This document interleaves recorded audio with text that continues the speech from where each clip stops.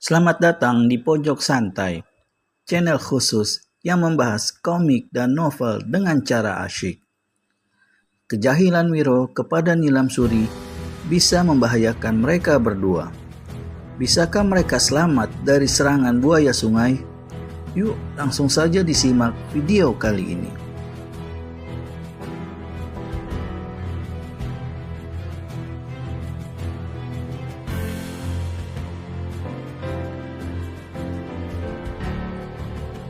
Aku bilang apa?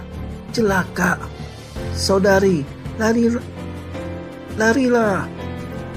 Pemuda itu melompat ke belakang.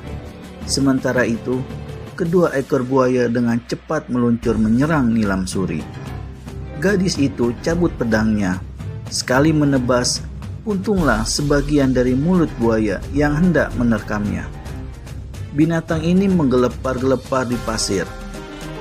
Buaya kedua mengalami nasib yang sama. Bau anyirnya darah yang masuk ke dalam air sungai mengundang munculnya beberapa ekor buaya lagi. Binatang-binatang itu menyelusur ke tepi sungai dan berlomba menyergap Nilam Suri. Tapi si gadis dengan permainan pedangnya yang mengagumkan berhasil menewaskan semua buaya itu. Si pemuda geleng-geleng kepala dan leletkan lidah. Hebat sekali kau saudari, katanya memuji. Kau tentu seorang jago silat. Sejak lama aku ingin belajar silat. Bersediakah kau mengambil aku jadi murid? Jangan ngaco, bentak Nilam Suri. Aku tidak ngaco, aku bicara sungguhan. Buka lagi mulutmu, bentak Nilam Suri. Pedangnya masih merah oleh darah buaya-buaya tadi, siap ditetakkan ke kepala pemuda itu. Tentu saja pemuda ini cepat-cepat melompat ke samping. Saudari, aku betul-betul ingin belajar silat padamu. Nilam Suri pencongkan hidung. Tidak malu merengek macam anak kecil, ejeknya. Si pemuda agaknya jadi kesal, lalu menyauti, kau sendiri tidak malu pakai pakaian laki-laki. Memang saat itu Nilam Suri mengenakan baju dan celana laki-laki berwarna putih, yakni pakaian yang tadi ditemuinya di atas sebuah kuburan. Dan parasnya menjadi kemerahan. Cepat-cepat dia berlalu dari situ. Saudari, tunggu. Apalagi? Kalau kau tak mau ambil aku jadi muridmu, tak apa. Tapi ada satu permintaanku yang lain. Boleh aku tahu namamu? Manusia macammu tak perlu tahu namaku. Ah saudari, kau sombong betul. Beritahu namamu, nanti ku beritahu namaku. Siapa sudi tahu namamu segala? Namaku Wiro Sableng saudari. Harap kau mau kasih tahu kau punya nama. Wiro Sableng, ujar Nilam Suri. Pemuda itu mengangguk. Pantas.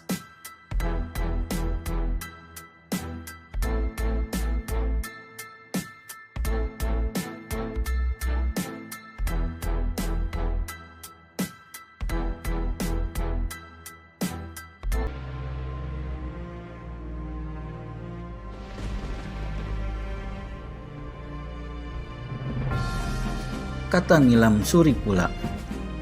Pantas kenapa? Tanya Wiro. Pantas lagakmu seperti orang edan. Dan habis berkata begitu, Nilam Suri segera berlalu. Karena merasa sia-sia untuk meneruskan pencariannya, maka Nilam Suri akhirnya memutuskan untuk cepat-cepat kembali ke pekuburan. Sebenarnya, gadis ini telah bertemu dengan orang yang telah menolongnya sewaktu dikeroyok oleh Bergola Wungu dan anak-anak buahnya. Cuma Nilam Suri tidak tahu sama sekali kalau orang yang ditemuinya itulah Tuan penolongnya. Dan siapa adanya orang yang menolong Nilam Suri tiada lain adalah Wiro Sableng itu sendiri, pemuda yang baru turun gunung yang sikap serta lagaknya begitu lucu sehingga setiap orang akan menduga bahwa dia tentunya orang yang kurang waras. Ketika Nilam Suri kembali ke pekuburan itu, yang ditemuinya bukanlah Bergola Wungu dan ketiga orang anak buahnya, melainkan Wiro Sableng. Pemuda ini tengah berlutut menepekur di hadapan sebuah makam yang tanahnya hampir rata dan penuh ditemui rumput-rumput liar serta kotor oleh daun-daun kering. Kemana perginya kunyuk-kunyuk brewok itu? Pikir Nilam Suri. Penasaran sekali dia jadinya. Sudah tak berhasil mengejar manusia yang diburunya, kini 4 musuh besarnya telah lenyap sepertinggal pengejarnya. Dan apa pula urusan pemuda berotak miring yang mengaku bernama Wiro Sableng itu di pekuburan ini? Makam siapa yang tengah ditepekurinya itu? Kemudian Nilam Suri melihat Wiro berdiri dari berlututnya. Dan ketika dia memalingkan muka, Nilam melihat pada paras pemuda itu jelas terbayang rasa sedih yang mendalam. Atas banyak kejadian aneh yang tengah dialaminya sampai saat itu, diam-diam Nilam Suri ingin sekali tahu siapa adanya pemuda yang berambut gondrong ini. Dibukanya pembicaraan dengan bertanya, "Saudara, waktu mula-mula kau datang ke sini, apa ada melihat 4 orang laki-laki brewok?" Bayangan kesedihan pada paras Wiro Sableng segera sirna, dan pemuda ini tersenyum. "Kau lucu sekali, saudari," kata Wiro. "Pertama kali jumpa di tepi sungai, tadi kau tanya 1 orang laki-laki. Kalau jumpa ketiga kali nanti, kira-kira berapa orang laki-laki yang bakal kau tanyai padaku?" Mau tak mau paras Nilam Suri menjadi merah oleh ucapan Wiro Sableng itu. "Saudara," katanya, "kau siapakah sebenarnya?" "Siapa aku? Bukankah aku sudah kasih tahu tadi di hulu sungai? Kenapa tanya lagi? Kau sendiri tidak mau kasih tahu nama."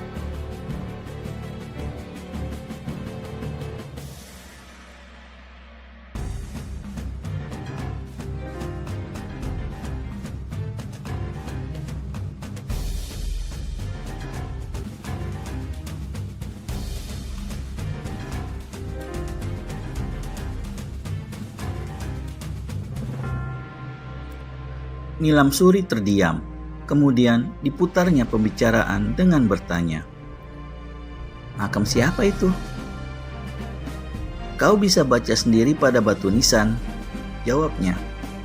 Penuh rasa ingin tahu, Nilam Suri melangkah dan mendekati nisan makam tua itu.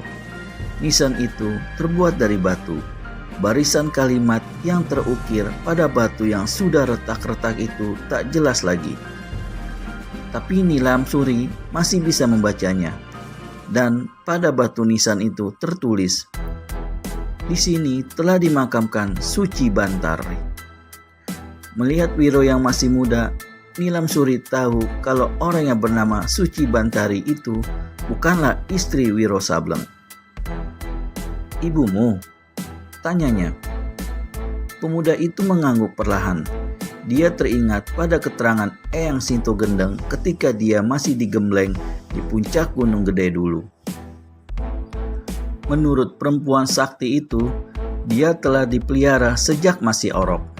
Kini, sesudah belasan tahun, sesudah menjadi seorang dewasa, sesudah sekian lama tiada mengenal kasih sayang ayah bunda, maka yang ditemuinya hanyalah 2 onggok makam yang tiada terawat sepantasnya. Makam ayah dan makam ibunya. "Kalau begitu, kau adalah penduduk sini?" Wiro Sableng mengangguk lagi. Aku tak pernah mengenal mereka." "Maksudmu, ayah dan ibumu?" "Ya, keduanya menemui ajal karena kebiadaban seseorang." "Dibunuh?" Wiro Sableng mengangguk.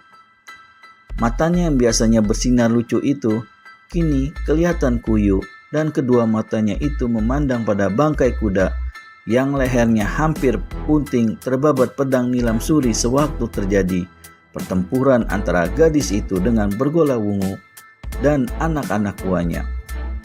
Wiro menggeram dalam hati. Nasib ayahnya tidak lebih baik dari kuda itu. Nilam Suri sementara itu tenggelam dalam alam pikirannya sendiri. Tadi pun Bergolawungu mengatakan bahwa orang tuanya mati dibunuh ayahnya Kalingundil, ayahnya sendiri. Apakah orang tua pemuda ini ayahnya juga yang telah membunuhnya? Kalau benar, maka pastilah pemuda ini datang untuk mencari urusan, untuk menuntut balas sebagaimana kemunculan Bergolawungu dan anak buahnya. Jadi manusia ini tak lebih dari seorang musuh pula baginya. Tapi untuk meyakinkan, maka bertanyalah Nilam Suri. Siapakah manusia yang membunuh kedua orang tuamu, saudara? Panjang kisahnya. Kalaupun ku beritahu, kau tak akan kenal mungkin. Dan lagi semua itu bukan urusanmu.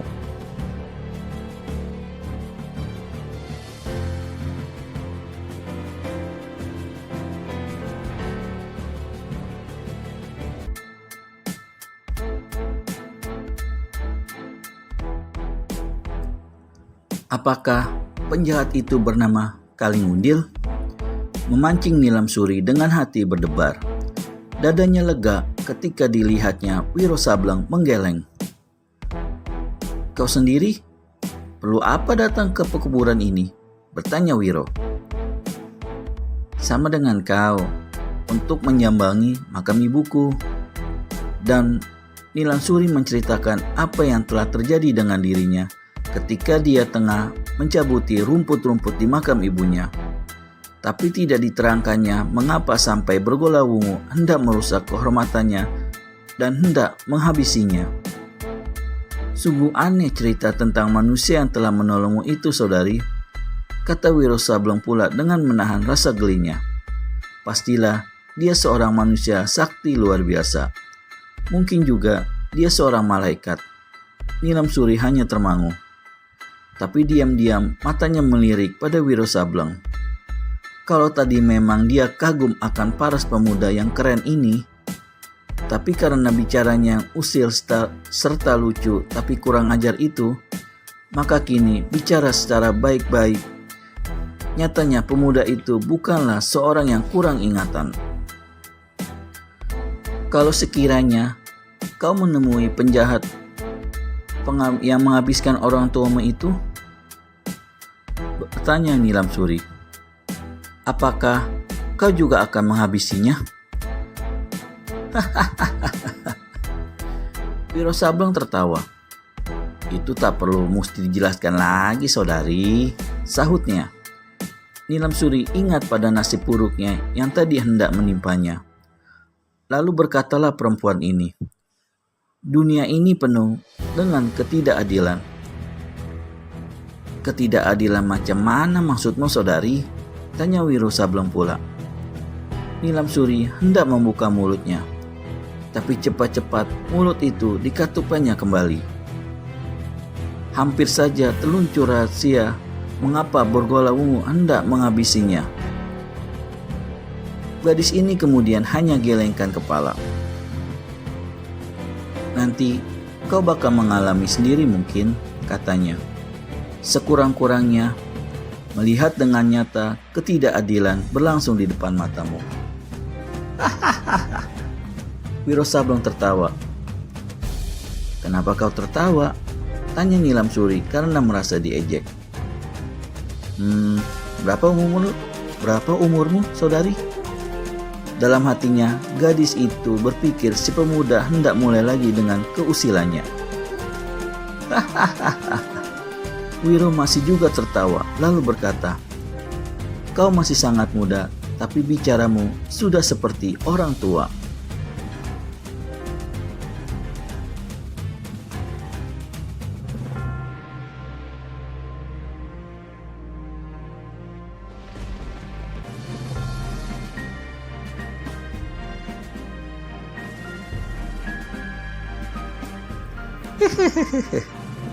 Mau tak mau, Nilam Suri tertawa juga, tapi tertawa dengan cemberut.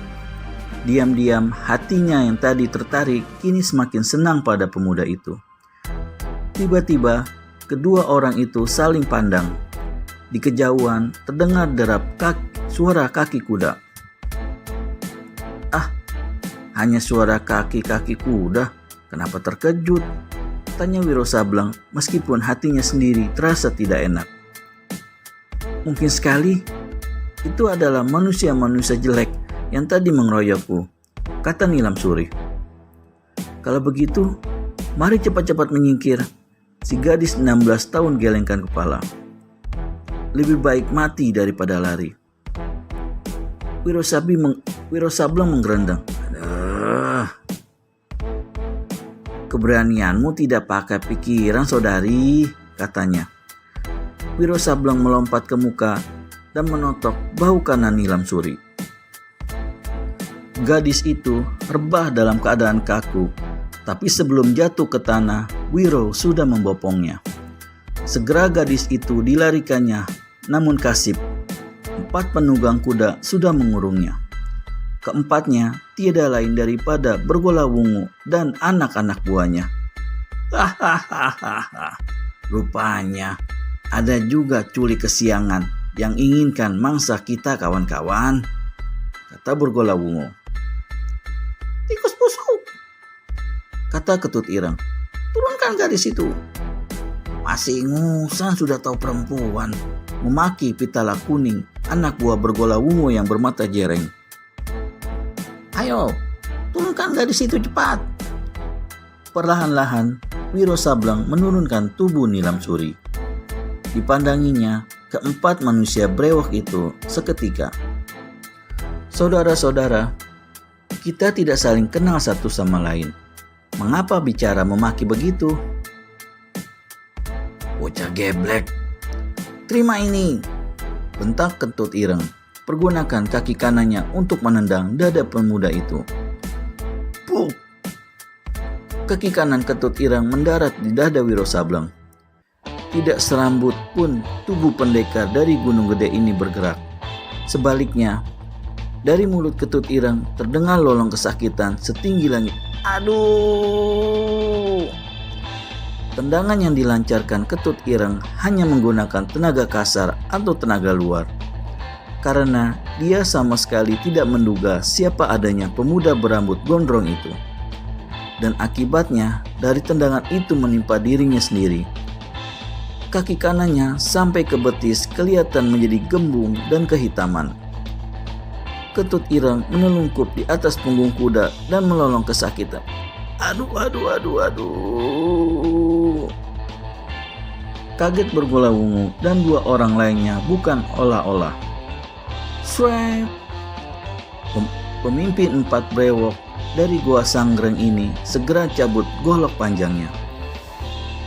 Seta Inging cabut senjatanya yang berupa kelewang, sedang Pitala Kuning keluarkan ruyung berdurinya.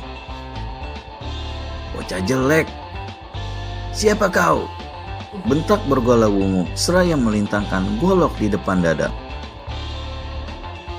"Aku peringatkan pada kalian," saut Wiro Sableng dengan suara datar, sedang mulutnya menyunggingkan seringai. "Aku tidak ada permusuhan dengan kalian. Sebaiknya tinggalkan tempat ini dengan aman." "Sombong betul," kertak Pitala Kuning. "Apa kau tidak tahu berhadapan dengan siapa saat ini?" "Aku tidak peduli siapa kalian. Tinggalkan tempat ini kalau tidak mau susah." "Sebaiknya kau berlutut dan minta ampun di hadapan kami, bocah gila." "Aku bilang tinggalkan tempat ini. Apa kalian tuli semua masih pentang bacot?" Mendidihlah darah di kepala Bergolawungu. Sepertinya pertempuran dahsyat akan segera berkecamuk. Pastikan kamu sudah subscribe dan menekan tombol lonceng untuk mendapat notifikasi video terbaru dari kami. Terima kasih dan sampai bertemu kembali.